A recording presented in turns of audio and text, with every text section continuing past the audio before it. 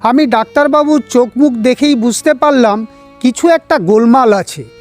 একটা কেমো প্রায় 22 থেকে 23 ঘন্টা চলতো। আমি 6টা কেমো নিলাম। 21 দিন পর পর কেমোগুলো হতো। যদি রক্তে প্লেটলেট কাউন্ট, ডাব্লিউবিসি এবং হিমোগ্লোবিন এ সকল কম থাকতো তাহলে 21 দিনের পরিবর্তে 28 দিন পর আমার কেমো হতো। এই 6টা কেমো চলার সময় আমার শরীরে বেশ কিছু সমস্যা দেখা দিত, যেমন চুল উঠে গিয়েছিল, খেতে ইচ্ছে করতো না, খিদে একেবারেই ছিল না, খাবার দেখলেই অরুচি লাগতো, হাত পা ঝিনঝিন করতো, গা সবসময় বমি বমি ভাব থাকতো। কিন্তু এগুলো কেমো চলার কয়েকদিন পরেই আবার সব ঠিক হয়ে যেত। 6টা কেমো শেষ হওয়ার পর আমার আবার সিটি স্ক্যান করা হলো। সিটি স্ক্যানের রিপোর্ট এলো। আমি ডাক্তারবাবুর কাছে গেলাম।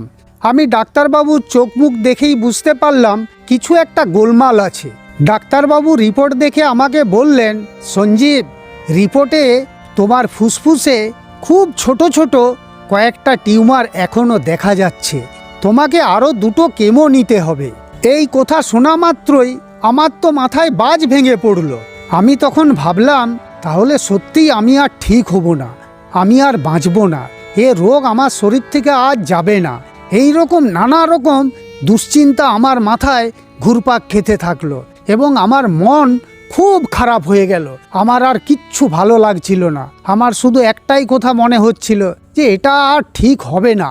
আমার দুশ্চিন্তা দেখে, মন খারাপ দেখে ডাক্তারবাবু আমাকে বোঝালেন, সঞ্জীব, তোমার রোগ প্রায় 90% ঠিক হয়ে এসেছে, আর 2টো মাত্র কেমো নিলেই তুমি সম্পূর্ণ ঠিক হয়ে যাবে। তুমি কোনো চিন্তা করো না, তুমি কেমো নেওয়ার জন্য ভর্তি হয়ে যাও।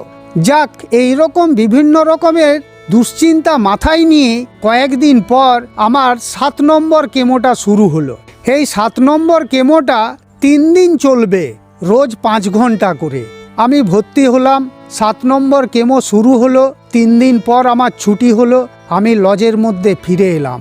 লজে ফেরার পর আমি শুনলাম আমার রুমের ঠিক উপরের তলায় একজনের পক্স হয়েছে। তখন আমি মনে মনে ভাবলাম, ডাক্তারবাবু আমাকে আগেই বলেছিলেন, সঞ্জীব, কেমো নেওয়ার পর একটু সাবধানে থাকবে, কারণ কেমো নেওয়ার পর রোগ প্রতিরোধ ক্ষমতাটা একেবারেই কমে যায়, যে কোনো সংক্রমণ তোমাকে ধরে ফেলতে পারে। এই কথাটা ভেবে আমার কিন্তু ভেতরে ভেতরে একটু ভয় হলো।